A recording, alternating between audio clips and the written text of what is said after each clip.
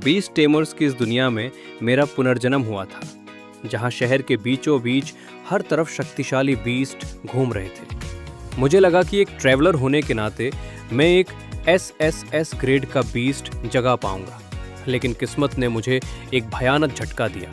मेरी शुरुआत किसी नरक जैसी थी। मैं झुग्गियों में पैदा हुआ था, सिर पर 30 लाख का कर्ज था और जो बीस्ट मुझे मिला वो था एक F ग्रेड का मामूली मच्छर। नीलांचल शहर के उत्तरी स्लम इलाके की एक सुनसान और अंधी गली के कोने में मुझे एक फटे हुए बोरे की तरह लात मारकर फेंक दिया गया। एक इंसानी शरीर के टकराने की भारी आवाज बारिश और बादलों की गड़गड़ाहट में दब गई। मेरी पीठ काई से भरी एक ठंडी दीवार से जोर से टकराई। दर्द की एक भयानक लहर मेरे पूरे शरीर में दौड़ गई, जिसने मेरी चीखने तक की ताकत छीन ली। मैं बस अपना मुंह खोले एक टूटे हुए पंखे की तरह हाँफ रहा था। मेरे सामने खड़ा था एक गंजा तगड़ा गुंडा, जिसका नाम शेरा था। वो उत्तरी स्लम की अंडरग्राउंड मनी लेंडर यानी सूदखोरों का एक खूंखार शूटर था। उसके हाथ में एक ठोस एलॉय का बेसबॉल बैट था, जिससे अभी भी खून टपक रहा था। शेरा के ठीक पीछे आधे इंसान के कद का एक लोह त्वक सूअर खड़ा था, जो अपने खुरों से जमीन खुरच रहा था। उसकी छोटी सुर्ख लाल आंखें जमीन पर तड़पते हुए एक युवा लड़के को घूर रही थी, और वो लड़का मैं था, करण।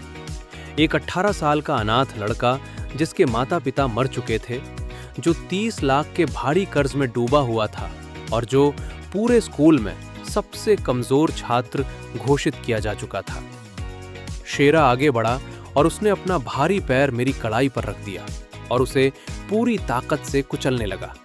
उसने हंसते हुए कहा, हमारे करण बाबू आधे घंटे तक उस अवेकनिंग स्टेज पर अंडे के सामने बैठे रहे, लेकिन आखिर में जिस अंडे से एक शानदार बीस्ट निकलना चाहिए था, उसने कोई हलचल ही नहीं की। डॉक्टरों ने उसे एक मरे हुए भ्रूण की तरह घोषित कर दिया। मैं कीचड़ और पानी से सने फर्श पर पड़ा रहा, अपने दांत भींचे बिना एक शब्द बोले। मेरी आंखें सिर्फ शेरा के गले पर टिकी हुई थी। मुझे तुम्हारी यही आंखें सबसे ज्यादा नापसंद है। शेरा गुस्से से पागल हो गया। उसने अपनी अलॉय की बेसबॉल बैट को हवा में उठाया। जब तुम्हारे पास पैसे नहीं हैं और तुम्हारा अंडा भी एक कचरा बन चुका है, तो तुम्हारी इस जान की कोई कीमत नहीं बची है। तुम्हारे शरीर के अंगों को निकाल कर अगर मैं ब्लैक मार्केट में बेच दूं, तो शायद थोड़े बहुत पैसे वसूल हो जाएं। उसका लोह त्वक सूअर भी अपने मालिक के इरादों को भांप गया और उसने एक खूंखार चीख मारी और अपना सिर नीचे करके मुझ पर हमला करने के लिए दौड़ा।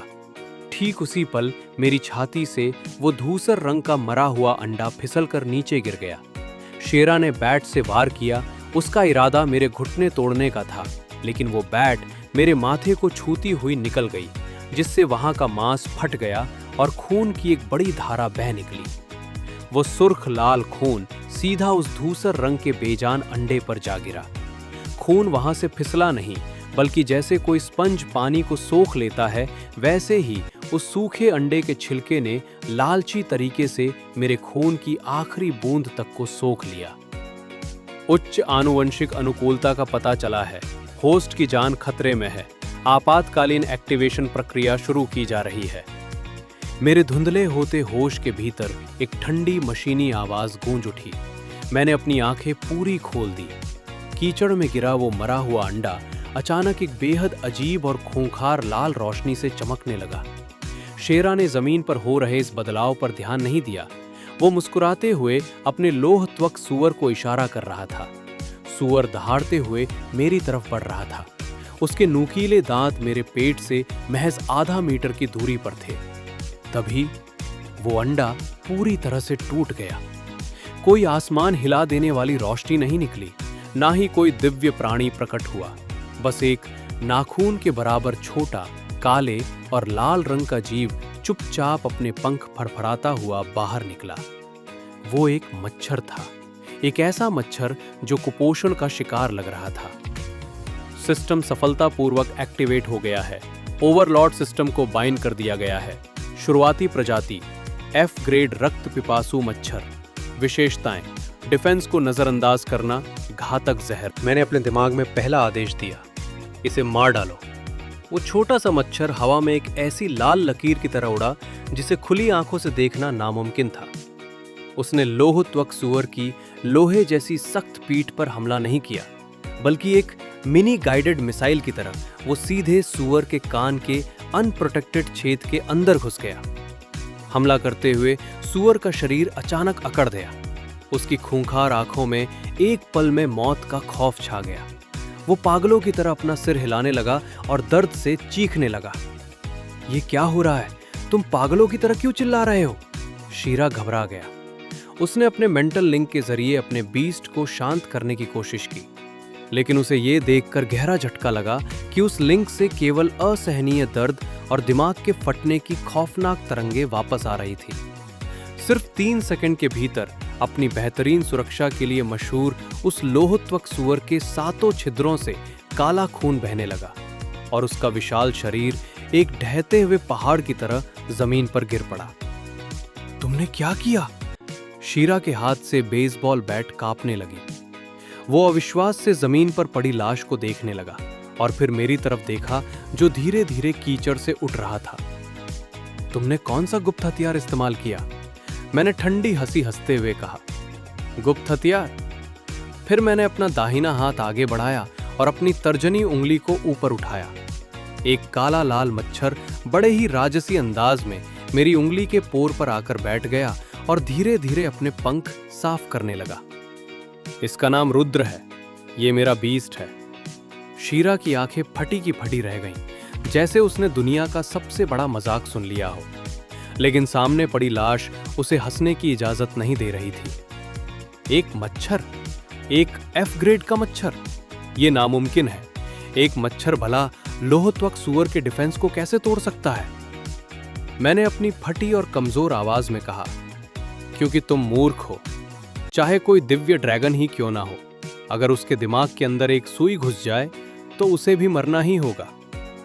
लोहत्वक सुअर को मारने के रिलेटेड एक एवोल्यूशन पॉइंट्स मिले हैं। होस्ट इस समय गंभीर रूप से घायल है, तुरंत एनर्जी रिस्टोर करने की सलाह दी जाती है। ध्यान दे, रक्त पिपासु मच्छर खून के लिए तड़प रहा है। मैंने अपनी उंगली पर चमकते हुए उस मच्छर को देखा और उसकी भूख को साफ महसूस किया। मैंने धीरे धीरे अपना सिर उठाया और पीछे हटते हुए शेरा को देखा, जो डर से कांप रहा था। जब तुम खुद चलकर यहां आए हो तो अब वापस मत जाओ। मेरे मच्छर का पेट अभी नहीं भरा है। तुम पागल हो चुके हो। शेरा अब तक समझ चुका था कि भले ही उसका बीस्ट मर चुका था, लेकिन वो खुद एक ताकतवर मर्द था, जबकि मैं सिर्फ एक घायल हाई स्कूल का छात्र था। वो दहाड़ते हुए अपना बैट घुमाकर मेरी तरफ लपका। मैं अपनी जगह से 1 इंच भी नहीं हिला। मैंने बस धीरे से एक चुटकी बजाई। शेरा का हवा में लहराता हुआ हाथ बीच में ही थम गया। उसे महसूस हुआ कि उसके गले पर कुछ ठंडा सा छुआ है और अगले ही पल पूरे शरीर में एक भयानक सुन्नता फैल गई। इसके बाद सांस न आने का वो खौफनाक एहसास हुआ, जैसे कोई बाहरी चीज उसकी श्वास नली में फंस गई हो। टेंग! अलॉय का बेसबॉल बैट जमीन पर गिर गया। शेरा ने दोनों हाथों से अपने गले को कसकर पकड़ लिया। उसकी आंखें बाहर निकल आईं और उसके मुंह से अजीब सी आवाजें निकलने लगी। उसका भारी भरकम शरीर देखते ही देखते सूखने लगा। 10 सेकंड के बाद शेरा घुटनों के बल जमीन पर गिरा और एक सूखे चमड़े के कंकाल में बदल गया। एक अवेकन टेमर को मारने के लिए आपको 10 इवोल्यूशन पॉइंट्स मिले हैं। चेतावनी, वर्तमान में इवोल्यूशन पॉइंट्स कम हैं। झुंड विभाजन मोड को एक्टिवेट नहीं किया जा सकता। शिकार जारी रखने की सलाह दी जाती है। मैं दीवार के सहारे जमीन पर बैठ गया और गहरी सांसें लेने लगा। मैंने अपनी उंगली पर वापस आ चुके उस मच्छर को देखा, जिसका पेट अब पूरी तरह से लाल और पारदर्शी हो चुका था। मेरे मन में कोई डर नहीं था, बल्कि मैं पागलों की तरह हंसने लगा। यही तो है असली ताकत। ये वो ताकत है जिसमें किसी के सामने झुकना नहीं पड़ता, किसी के आगे भीख नहीं मांगनी पड़ती। मैंने अपनी जीभ से होठों पर लगी बारिश और खून की बूंदों को चाटा और मेरी आंखों में एक पागलपन छा गया। अगर मैं काफी शिकार कर लूं तो भले ही ये एक मच्छर क्यों ना हो, मैं इस दुनिया के ड्रैगन्स और फीनिक्स को भी अपने सामने घुटने टेकने पर मजबूर कर दूंगा। मैं लड़खड़ाते हुए खड़ा हुआ और बिना किसी दया के उस लाश को पार कर गया। अगली सुबह नीलांचल एकेडमी के मुख्य द्वार पर महंगी और शानदार कारों का मेला लगा हुआ था। खूबसूरत यूनिफॉर्म पहने छात्र टोलियों में खड़े थे और उनके साथ तरह तरह के शानदार बीस्ट थे। मैं एक पुरानी टूटी हुई शेयरिंग बाइसिकल से नीचे ताइप्स उतरा। तभी एक तीखी आवाज गूंजी। ब्रांडेड फाइटिंग गियर पहने कुछ लड़कों ने मुझे घेर लिया। उनका लीडर एक बड़े बालों वाला मोटा लड़का था जिसका नाम रॉकी था। वो राजवीर का सबसे बड़ा चमचा था और उसने एक सी ग्रेड का वज्र वानर जगाया था। रॉकी जोर जोर से हंसने लगा और उसके बगल में खड़ा वज्र वानर भी अपनी छाती पीटते हुए अपनी ताकत का प्रदर्शन करने लगा। आसपास के छात्र रुक गए और उनके चेहरों पर एक तमाशा देखने वाली मुस्कान आ गई। मैंने बिना किसी भाव के अपनी साइकिल को लॉक किया। कल रात के शिकार ने मुझे एक बात सिखा दी थी, इस दुनिया में सम्मान कमाया जाता है, भीख में नहीं मिलता।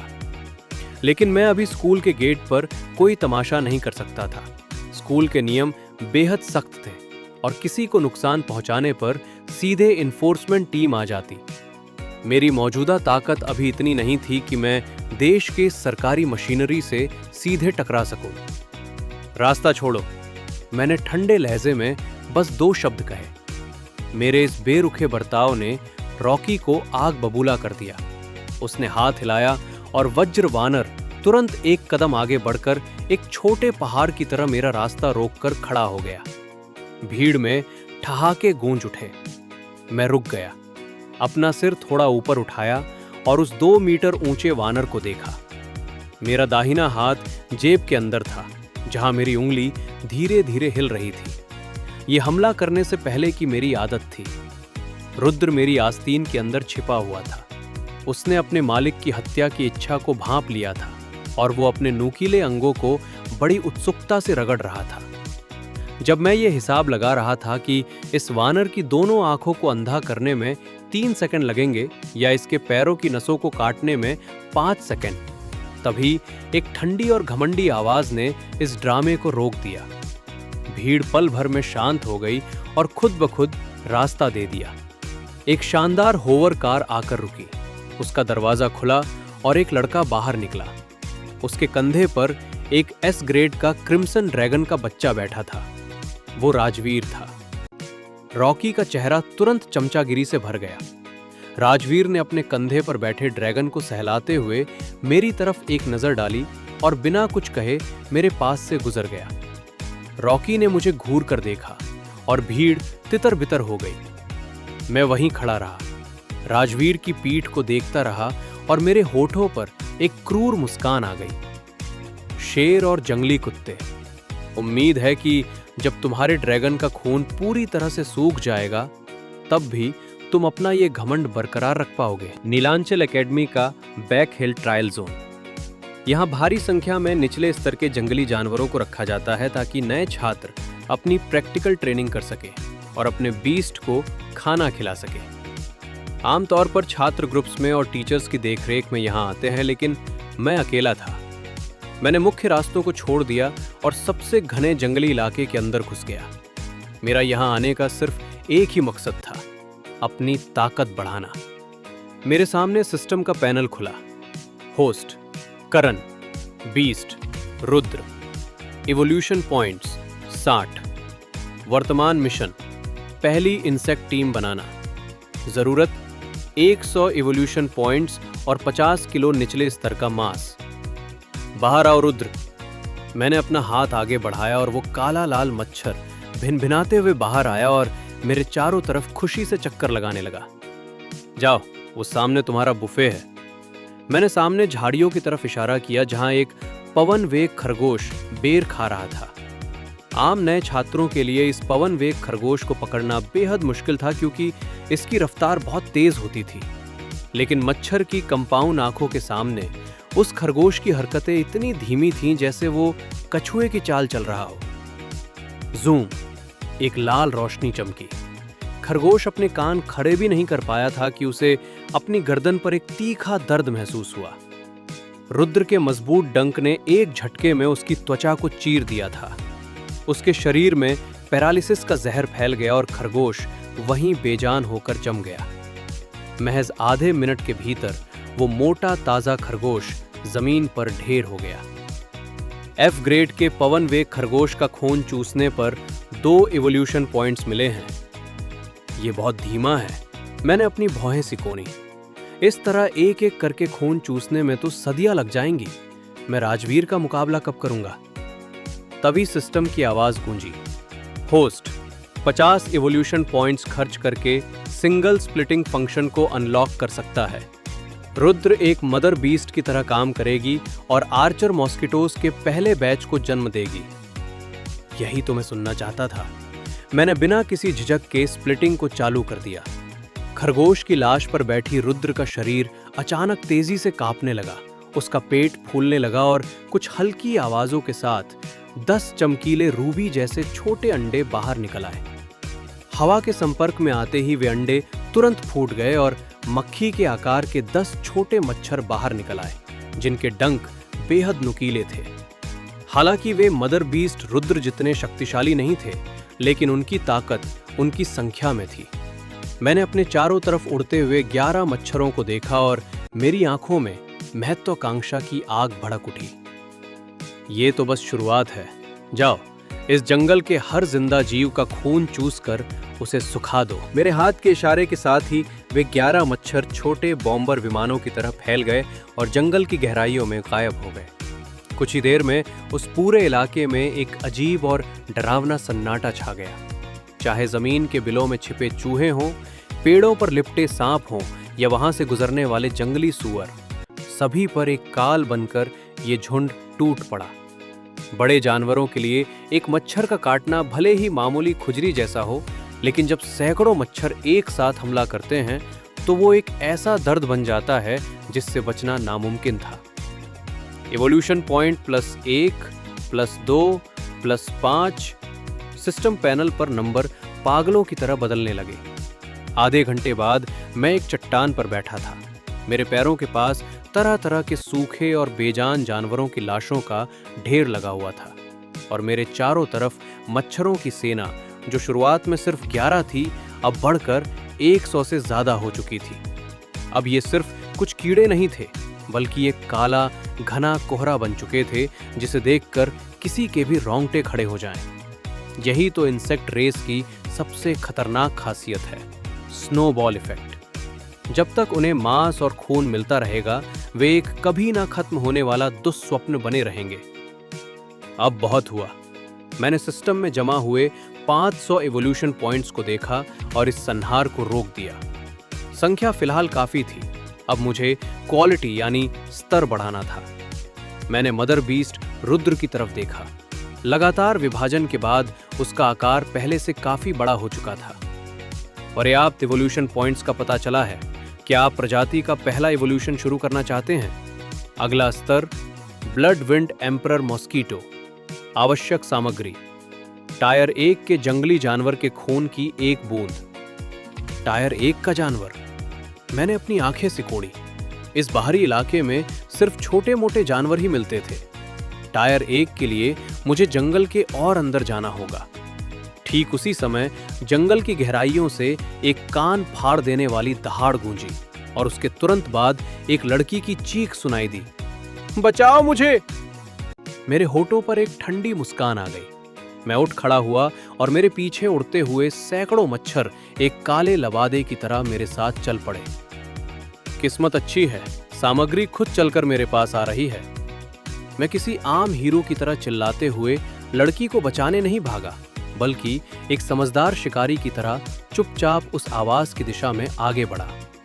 मैं उस वक्त का इंतजार कर रहा था जब वो जानवर उस लड़की से लड़कर थक जाएगा, ताकि मैं अंत में आकर पूरा फायदा उठा सकूं। बचाओ, क्या कोई है जो मुझे बचा सके? वो लड़की झाड़ियों को पार करते हुए लड़खड़ाती हुई भाग रही थी। उसका नाम अनन्या था, जो नीलांचल एकेडमी की एक मशहूर हीलर थी। आम दिनों में हर कोई उसके आगे पीछे घूमता था, लेकिन इस वक्त उसका चेहरा आंसुओं से सना हुआ था और वो बेहद बदहाल दिख रही थी। उसके पीछे महज कुछ मीटर की दूरी पर एक टैंक जैसी विशालकाय वज्र गेंडा पागलों की तरह दौड़ रहा था। ये टायर एक पीक लेवल का एक खूंखार जानवर था जो इस समय पूरी तरह से गुस्से में अंधा हो चुका था। उसकी गहरी लाल आंखों में सिर्फ तबाही की भूख थी। अनन्या पूरी तरह से निराश हो चुकी थी। उसका बीस्ट, एक प्यारी सी ज्योति परी, 3 मिनट पहले ही उस गेंडे के पैरों तले कुचलकर मांस का लोथरा बन चुकी थी। अब वो सिर्फ किसी चमत्कार के भरोसे थी। वज्र गेंडे ने अचानक अपनी रफ्तार बढ़ाई और दूरी तेजी से कम हो गई। अनन्या का पैर फिसला और वो कीचड़ से भरे एक गड्ढे में जा गिरी। उसने खौफ से पीछे मुड़कर देखा, जहां गेंडे का वो नुकीला सींग जो लोहे की चादर को भी चीर सकता था, उसकी आंखों के सामने बड़ा होता जा रहा था। उसने डर से अपनी आंखें बंद कर ली। 1 सेकंड, 2 सेकंड, लेकिन जैसा उसने सोचा था वैसा कोई दर्द महसूस नहीं हुआ। इसके बजाय हवा में पंखों के फड़फड़ाने की एक इतनी तेज और भारी आवाज गूंजी जिसने उस गेंडे की दहाड़ को भी दबा दिया। अनन्या ने कांपते हुए अपनी आंखें खोलीं और उसने एक ऐसा नजारा देखा जिसे वो जिंदगी भर नहीं भूल सकती थी। गेंडे का सींग उसकी नाक से महज 10 सेंटीमीटर की दूरी पर था, लेकिन वो विशालकाय जानवर जैसे किसी अदृश्य दीवार से टकराकर वहीं थम गया था। न जाने कब उस गेंडे के पूरे सिर को हजारों की तादाद में छोटे छोटे मच्छरों ने घेर लिया था। वो वज्र गेंडा दर्द से तड़प उठा। वो पागलों की तरह अपना भारी सिर हिलाने लगा ताकि उन कीड़ों को हटा सके। उसने अपने सींग को जमीन पर पटका, पेड़ों से अपना शरीर रगड़ा और जमीन पर लौटने लगा, लेकिन सब बेकार था। मैं कुछ ही दूरी पर एक पेड़ की डाल पर बैठा था। हाथ जेब में थे और आंखें बर्फ जैसी ठंडी थी। मैं बिल्कुल किसी कोलोसियम में जानवरों की लड़ाई देख रहे किसी राजा की तरह लग रहा था। मैंने अपने दिमाग में निर्देश दिए, पहली टीम उसकी आंखों की कोमल त्वचा पर हमला करो, दूसरी टीम उसकी नाक के नथनों को ब्लॉक कर दो, तीसरी टीम कान के रास्ते सीधे उसके दिमाग के अंदर घुस जाओ। मेरे इशारे पर वो काला कोहरा एक अनुशासित सेना की तरह काम कर रहा था। ये क्या चीज है? अनन्या जमीन पर बैठी रह गई, आंखें फाड़े उस खौफनाक मंजर को देखती रही। उसने देखा कि जो जानवर अभी कुछ देर पहले अजय लग रहा था, वो अब पानी में डूबते हुए किसी इंसान की तरह तड़प रहा था। 1 मिनट से भी कम समय में एक जोरदार धमाके के साथ उस वज्र गेंडे का विशाल शरीर जमीन पर गिर पड़ा, जिससे चारों तरफ धूल उड़ गई। उसकी सांसें अभी पूरी तरह से नहीं थमी थीं, उसके पैर अभी भी कांप रहे थे, लेकिन उसकी आंखों की रोशनी हमेशा के लिए बुझ चुकी थी। मैं पेड़ से नीचे कूदा। मेरा काला हुड हवा में लहरा रहा था। मैंने अनन्या की तरफ एक नजर तक नहीं डाली और सीधे उस तड़पते हुए शरीर की तरफ बढ़ा। वापस आओ। मैंने अपना हाथ थोड़ा उठाया और वो काला कोहरा तुरंत बिखर गया और एक लाल काली नदी की तरह मेरे चारों तरफ शिष्टता से घूमने लगा। हर एक मच्छर का पेट खून से लबालब भरा हुआ था, जिसके अंदर टायर 1 के जानवर का शुद्ध खून था।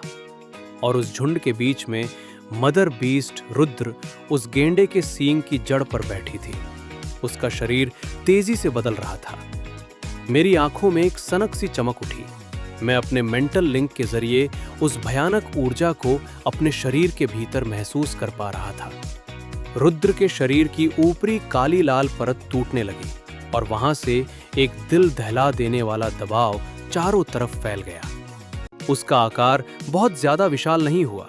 वो पहले से बस थोड़ी बड़ी होकर एक मुट्ठी के बराबर हो गई थी, लेकिन उसके पंख अब 2 के बजाय 4 हो चुके थे, जिनके किनारे किसी धारदार चाकू की तरह तेज थे। इवोल्यूशन सफल रहा। नाम blood wind emperor mosquito. Level tyre 1। नई विशेषता 1 सोनिक बूम। उच्च आवृत्ति की तरंगे जो दुश्मन के आंतरिक अंगों को फाड़ सकती हैं। नई विशेषता 2 ब्लड क्रिस्टल आर्मर। डिफेंस में भारी बढ़ोतरी जो आम आग और शारीरिक हमलों को झेल सकती है।